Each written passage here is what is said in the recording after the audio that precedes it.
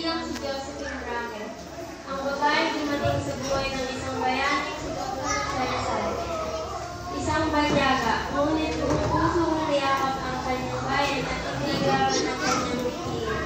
Sapagkat ang tunay ng pagmamahal ay hindi nasusukat sa dugo o lahat, kung hindi sa handang ialay para sa minamahal.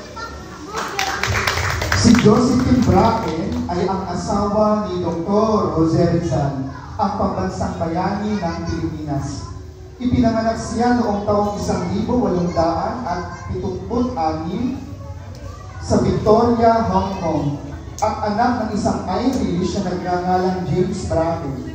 Nakilala ni Rizal sa dapitan noong taong 1875 at sila ay nag-asawa noong Marso taong 1877.